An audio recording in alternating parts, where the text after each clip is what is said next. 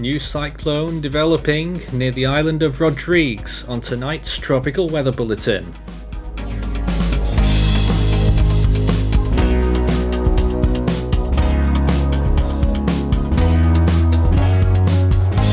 And now the latest around the wide world of tropics. Tropical weather bulletin for January 31st.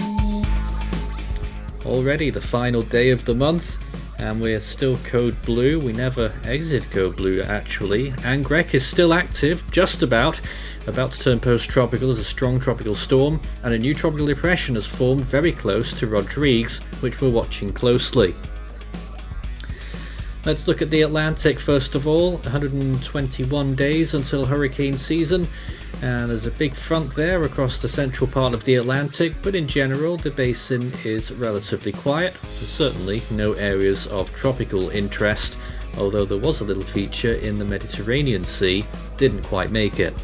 104 days until the Eastern Pacific hurricane season begins, and there's a little bit of cloudiness not far from the coast of western Mexico and the Baja California Peninsula, and a lot more from a big extratropical cyclone off the coast of Northern California.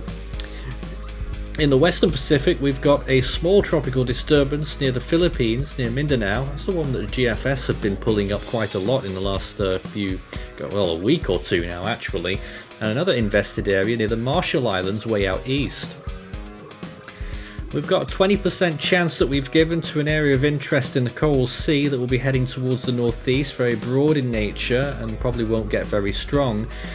Some energy associated with the remnants of Kirrily still active well inland over Australia, and one or two signals from some models that it could regenerate. Anggrek, of course, is steaming off towards the southeast, its recurvature complete, and the tropical depression, as we've mentioned, forming there, weak steering currents once again, could hinder the forecast and could cause some impacts for Rodrigues, but at the moment it looks like they're in the clear. In the South Pacific further east, we've also given a 30% chance to a system that may form near Samoa in the next 5 days, and that's something that we'll be checking out properly in the models section in a little bit later on in this video. Let's take a look at the main feature then. This tropical depression is relatively close to Rodrigues, 217 kilometers away, but they shouldn't be feeling very much because the impacts, the chunky part of the storm is on the eastern side. 788 kilometers from Mauritius, 995 from Reunion, 2226 from Isle Amsterdam, and 3137 from the Kerguelen Islands. Basically, we've got nothing else to put there in the longer frame, but those are distances from those main islands right now. Let's check out that satellite imagery then, and it looks fairly impressive. We don't have RAM Slider, unfortunately, the website's down, but you can check out the Force 13 website, which shows you this imagery of Anggrek. First of all, as you can see there, rapidly losing its composure as it moves southeastwards, being sheared off and away and moving at a great speed down towards the southeast above much cooler sea surface temperatures, and it's going to be extratropical very shortly as we look at that imagery, quite clear to see there. Still satellite estimates having it as up as high as 90 knots, which would be a category 2, but I would say it's much weaker than that at this stage, with an estimated pressure of 984 millibars. There's some microwave imagery showing it's still got decent core actually at times there, but I think a borderline hurricane equivalent is the right call.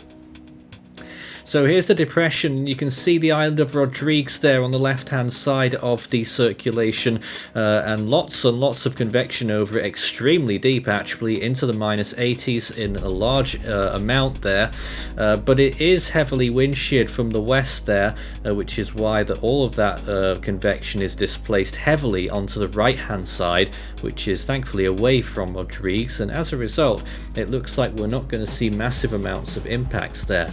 However, take a look at this microwave imagery, which suggests that maybe something is brewing underneath there, a potential curling up of maybe an eye there. Hard to say on that view, but it certainly looks impressive. Here's a general view of Australia, and you can still see rotation there over the central part of the country, not far from the Gulf of Carpentaria. That's to do with the remnants of Kirrily. and that's heading slowly northwards, and one or two models suggest it may have a slight chance of regeneration as it gets close to the coastline and then dips back southwards again later on in the week. Off to the right hand side you can see a lot more cloud cover and rainfall stemming towards the eastern coast of Australia, and that will form our next system. Over the Philippines, another look at that little burst of cloud cover there over Mindanao. I imagine quite locally we could be seeing lots of rainfall there and maybe some localized flooding even in Davao City, but as it is right now we're not expecting it to be a tropical cyclone, but it is a bona fide tropical disturbance, as you can clearly see on this imagery. Checking in with the worldwide sea surface temperatures, the eastern Pacific continuing to decrease in that warm pool, which has been quite stubborn actually. It's survived quite a long time off the coast of Mexico. In the Atlantic though, it's much cooler there generally, only a few spots of 27 degrees Celsius there, and that's the off season for you. Western Pacific still looking quite decent with a few spots of 28 degrees Celsius where that little disturbance is. It's actually touching 29 degrees there near the southern islands of the Philippines. In the North Indian Ocean, there's still one or two spots of very warm sea surface temperatures, but overall it's pretty cool there. The west coast of India being that hot spot there, and it's been like that the whole winter. And looking down to the southern hemisphere then, extremely warm in parts of the southwest Indian Ocean, although it's a little bit uneven now, especially after Anggrek's passage further east. The Australian region is still cool along the western coast, but towards the east it's still maintaining decent temperatures at 29 degrees plus in a few spots of the Coral Sea even after the two storms. And in the Gulf of Carpentaria, very warm waters there. North of Vanuatu and Fiji, that's probably going to be the area of most concern compared to what we normally see. Very high sea surface temperatures there, extending further eastwards as well, which could pave the way for some activity in this region. Compared to average then, this is how it looks. Two particular spots in the southern hemisphere, one in the southern Coral Sea now, and the other still in the central part of the South Indian Ocean, which obviously allowed Anggrek to reach a very powerful Category 4 peak earlier on. Still the signs of that El Nino, but it is becoming increasingly weak by the looks of things, and the Atlantic is also above average. Oceanic heat content is very prevalent in the South Pacific, commonplace there, green amounts and higher, that's 100 kilojoules centimeters squared, and that would obviously, that denotes decent values of oceanic heat content, which can certainly help storms rapidly intensify if they do end up in those areas. Western Pacific looking decent in a large area swathe there as well still. GFS computer model for the next 5 days shows Anggrek really quickly moving off down towards the southeast, and this tropical depression following eventually, but not at first. And as a matter of fact, it does a little bit of a loop. It moves north at first slowly and then a little bit towards the east.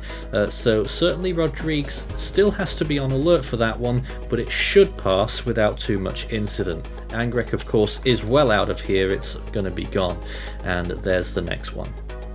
Australian region, watch carefully the Coral Sea, this little system that starts to churn up and then moves towards the northeast. I say little, it's actually pretty broad, doesn't really become a tropical cyclone, but it does have a very large circulation there that tries to consolidate itself. And then look at the Gulf of Carpentaria as we see that little signature there, that's Kirrily's remnants, briefly possibly becoming a tropical cyclone once again there on that GFS run, and certainly stranger things have happened. That could indeed occur. Looking towards Fiji and Samoa, potentially that other system, that's the one that we gave the 30% chance for. Well, there it is, forming or trying to form just south of Samoa, moving eastwards there and eventually becoming a tropical storm for a short time at least there on that run, moving well towards the southeast to some of the lesser islands that we don't often see tropical cyclone impacts for, but every so often you can get those storms that move into those bounds. We're looking at the southwest Indian Ocean for our rainfall expectations today. There aren't any particular areas of grave concern, but we are expecting quite a lot of monsoonal rainfall for parts of Madagascar, and you'll also see how much we get for the Mascarene Islands, and the answer is not much.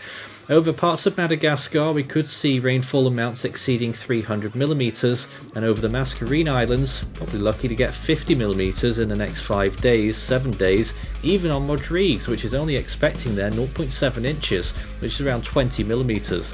Near the center of the storm though, it's a whopping 29 inches, which is well above 700 millimeters.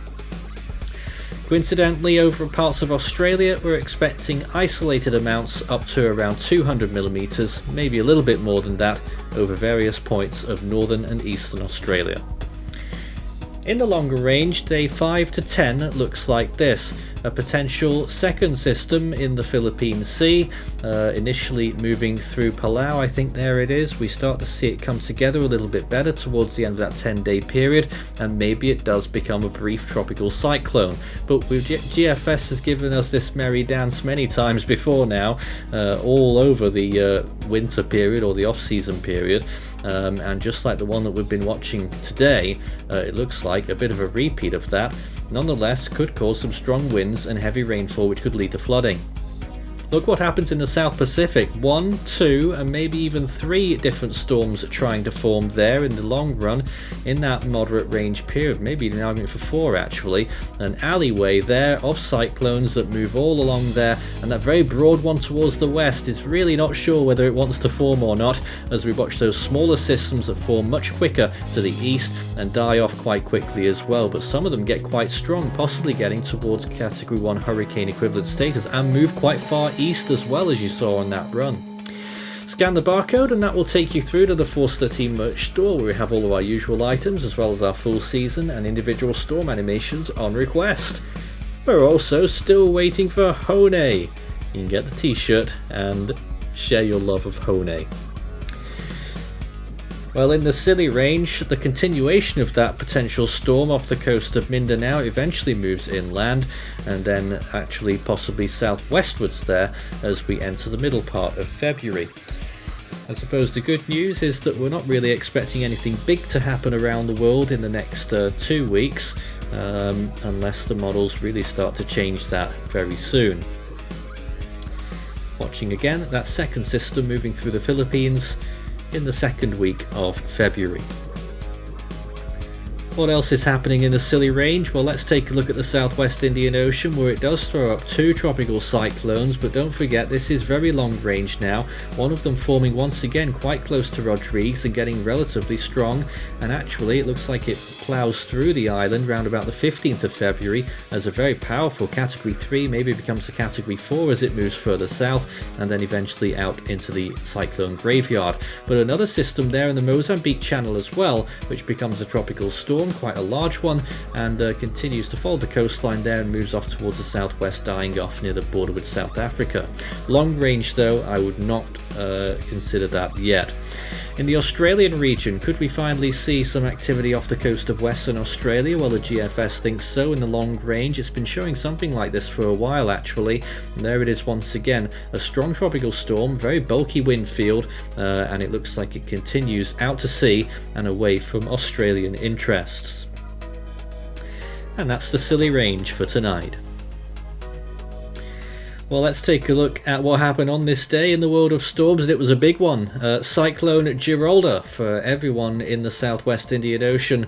A storm that strikes fear, I think, particularly in Madagascar. It was a strong Category 5 on this day, with estimates ranging possibly as high as 180 miles per hour at peak. One of the strongest, if not the strongest, southwest Indian Ocean storm to be recorded.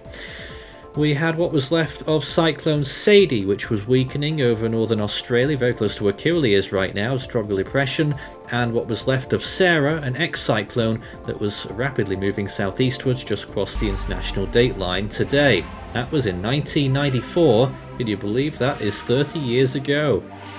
Well, in the Atlantic this season, the first name on the list is Alberto. In the Eastern Pacific, it's Aletta, and in the Central Pacific, we're still waiting for that fabled storm, Hone.